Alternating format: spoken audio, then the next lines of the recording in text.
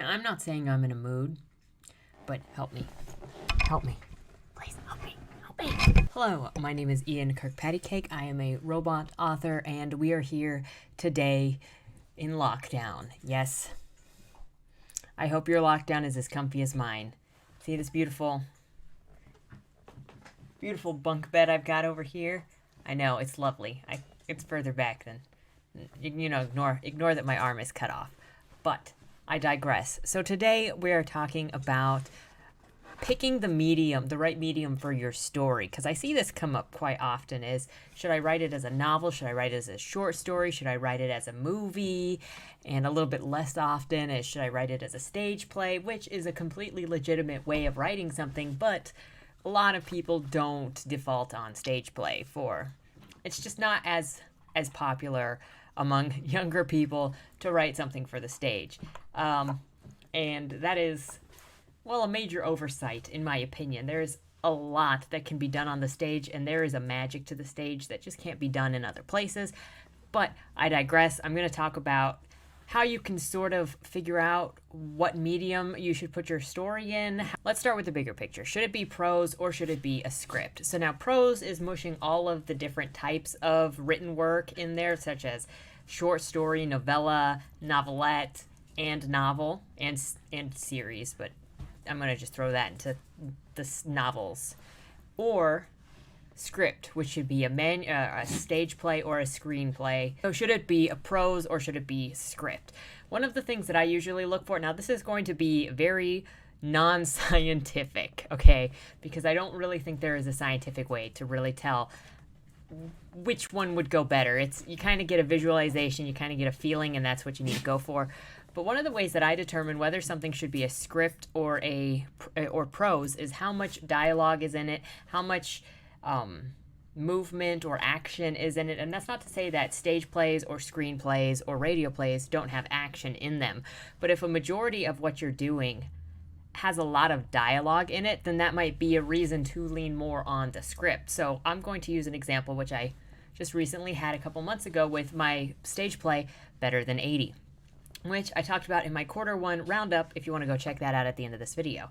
So Better Than 80 actually started out as a short story because I wanted to write a story because I get into so many conversations where it's just like the small discussions based on if I have correct information or you have correct information on stuff that doesn't really change our lives. Like, let's look at evolution for an obvious one, because that's one of the questions in the story is, if one Christian, say, believes in evolution and another Christian doesn't believe in evolution, how much of their life has really changed? If you've got an atheist who believes in evolution and a Christian who doesn't believe in evolution, how much has their life really changed? It's just a minute detail in life that will maybe change your perspective on Earth and on the world, but it doesn't necessarily change the end game. We don't have to treat each other differently because, like, imagine that we get to the end, and you can, be an atheist or agnostic or believe in whatever you want, but imagine we get to the end game.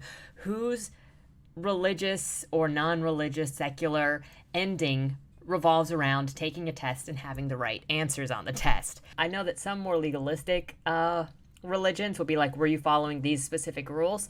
But how many care if you believed in evolution or not? How many care if you believe that there was a flat earth or not? How many how many really care? There are plenty of jokes on this too. How many really care what you call yourself if you believe the correct thing? And so I often get into conversations when religion or the end of life comes up, and I go, well, we can agree to disagree on these because I don't really see the point in arguing it. It doesn't change my life if we disagree on evolution. It doesn't change my life or your life if we disagree on flat Earth. It doesn't change anybody's life, and we don't need to get into these big arguments about basically life trivia, because whose religion comes down to trivia to get into heaven? Nobody's. Anyway, so that was a long aside. So I was having this repeat conversation with a coworker of mine when I still had a job. We had some disagreements on just, some life trivia. And so it was, again, I've had this conversation before, and I just listen to where other people are coming from, where their beliefs are, to find out who they are, what they think. And I go, well, we'll see how it plays out later, because what does it matter if we disagree on this? And it was at that moment, I've said this so many times because I've had people who technically would believe the same thing, but we have the same overall philosophies, but we have disagreements on these little tiny things. And so I've had the same conversation and have said, well, who cares where our differences lie on these things, a million times before. But it was just this time that I was like, oh my gosh, there is a story in taking a pop quiz at the end of life. Oh my gosh. And so I decided that that's what I wanted to write. So I sat down and started writing this as a short story because I figured it would be a short story. I didn't have this feeling that it would be this long-winded thing. Long-winded for a novel, right? But I didn't feel like I could carry that on for 80,000 words, 70,000 words, 60. I didn't even think I carried on for 60,000 words, maybe 10,000 words, I thought. And so I figured for the general premise, I just had a feeling. I told you this isn't going to be very scientific, but I had a feeling of just how long this was going to be, or really how long it was not going to be. So I set out to write the short story. And when I set out to write short stories, I don't ever really know how long they're going to be. It all depends on the pace of once they get started. And so I'm writing this, and I'm about 2,500 words into it, okay? I'm just under 3,000 words. And the characters are defaulting to dialogue. Like, so much of it is just defaulting into dialogue because there are 7 characters in this scene, and all of the action that's pushing it forward is characters talking to one another. Like, there's not a whole lot of action right now that moves the story forward, but it's just character talk, character talk, character talk, character talk, which then in turn, when it's prose, is blah, blah, blah, blah, he said, blah, blah, blah, blah, she said, and that's that. So then while I'm looking at these characters, and so then while these characters are just having dialogue back and forth, I took a pause and I said, would this look better? Would this read better if it were done on a stage? Because I don't just default to movies. But it's it's all one scene. Like, they never go from a different room because it's purgatory. And so it would be really easy to stage since it's all one scene. And so then I just started writing it as a script instead. Now, there's very little difference. There are some differences between stage plays and screenplays. Either way, you can decide at that moment if you want it to be a script or not script. And so I felt like there would be a lot more to get out of the story if it was spoken, if it was seen, as opposed to if it was read. So then I just switched over to doing it as a script. And thankfully enough, stage plays are much, much shorter than novels. So that also fit with the format. You know, I wasn't thinking it was going to be a really, really long show. It's about 16,000 words, and I think that comes down, and that comes down to 86 pages. And so it is about an hour and a half, a little over an hour and a half without action being taken on stage, with it just being read through. And so it would probably be just under 2 hours of a show, maybe an hour and 45 minutes if it were fully performed. And so that's a good time limit for a script. And so that's how I decided on making that a script instead of a novel or any sort of prose. Is, bottom line, most of the action at the time was taking place verbally. It was mostly to do with characters interacting with each other, and there was something to be gained out of having human interaction between each other as opposed to reading a book. It also was more contained since it was all in one scene. So there was really no action of trying to get out of the room.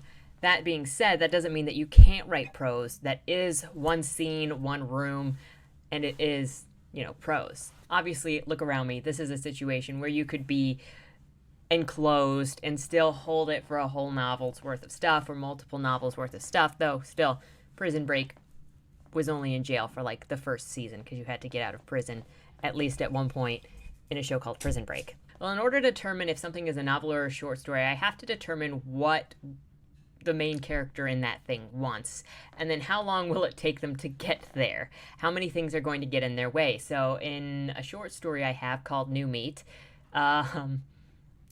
eating humans that have been run over by cars has been legalized. And so children are going missing from a certain neighborhood, and the people from that neighborhood are getting pissed off because their children are stuck inside, because if they let their kids out, somebody might accidentally run their kid over, and then their kid shows up in the butcher shop because waste not, want not. And so that, I didn't have enough of an idea to carry the story on for 70, 80,000 words, but I did have enough to carry it on for, I think it's about 15,000 words, because I knew what these characters kind of sort of wanted. I've got the novella A Fantastic Lie that I'm working on. And it's a bigger project than New Meat, but it's not as big as some of my other ideas. See, this is where I'm like, this isn't scientific measurement. There's just a feeling I have for these are the things that I need to get done when I'm writing this story, and this is approximately how long I think it's going to take me to do it. Normally my approximations have been fairly good because I understand how I work and I know how I write. So when choosing what format works, you have to visualize the different aspects of your story. One thing to really take into mind, whether you're doing scripts or prose, is how much of it is visual. So if you're writing prose, then the character voices, the visuals, the places, everything is going to rely on the author in order to have the reader pick up that information or learn about those characters or see those places. However, if you use a script of some kind, then you're only carrying those partly. So the characters do have to be there. You do have to have a full idea of who those characters are, but you have to give enough that somebody who's not related to you can pick up your story and pick up on some of those character traits while also putting in their own personality. So the author isn't carrying the creation of these characters completely. Somebody else also gets an input in the way they act or the way they direct. And so one of the things that you'll have to do is one of the things that you need to do when picking whether something should be a script or a prose is how much of this is visual? How much of this do you see with characters interacting? And this is different than like I'm writing this story and I can see this as a television show. Think of the best way for you to share the ideas that you have, to share this world that you have. How are these things coming to you? Because that will make a difference. I don't know. I don't know if that's super helpful, but that's how I usually look at it.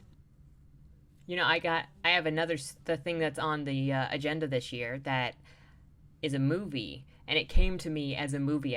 When the ideas started coming to me, I was like, this is a movie format, but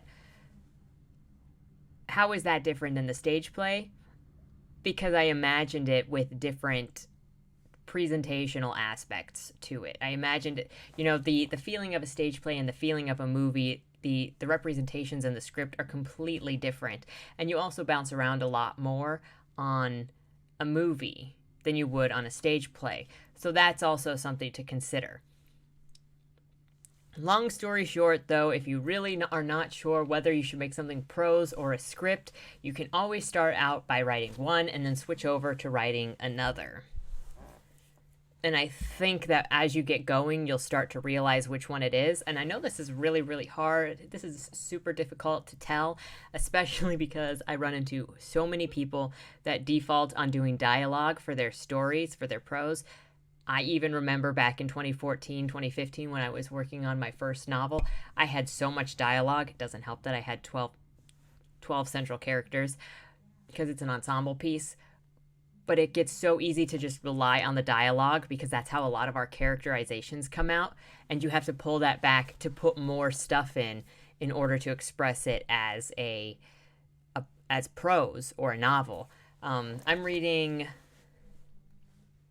kind of off and on a friend of mine's story to help her edit it. And she defaults a lot on the dialogue. But I don't necessarily think that it should be switched to a script because there's a lot of dialogue. I think that the book itself works as prose. It just needs more description in it. But it's got that vibe that it works best as prose in its current form. And then, if you turned it into a script, you would obviously change some stuff. So read it, check it out, play around with it, visualize, and say your lines out loud as well. But if you find that most of your action is coming from short scenes, short interactions with people, lots of dialogue, I don't know. Try putting it on a script, especially if it's minimal scenes, because people are always looking for good new stage plays or 10-minute plays. There are so many competitions for 10-minute plays, you don't even know. So, the end of the day, just mess around, play around, see what works, see what doesn't work, and get a vibe for what your work is like. And that's really what it comes down to, is getting to know your work, your style, and how stuff translates in your head to the page. But I'd love to know what you think. Have you worked in different formats before with your writing? Have you read in different formats? If you're not a writer but a reader, let me know what your process is for determining short story, novel, script. Have you ever written a script? Have you ever gone into a format that you've never done before?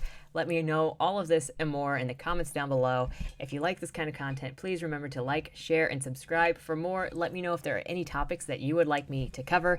And until next time, see ya. And please save me while the warden is not here. Thank you.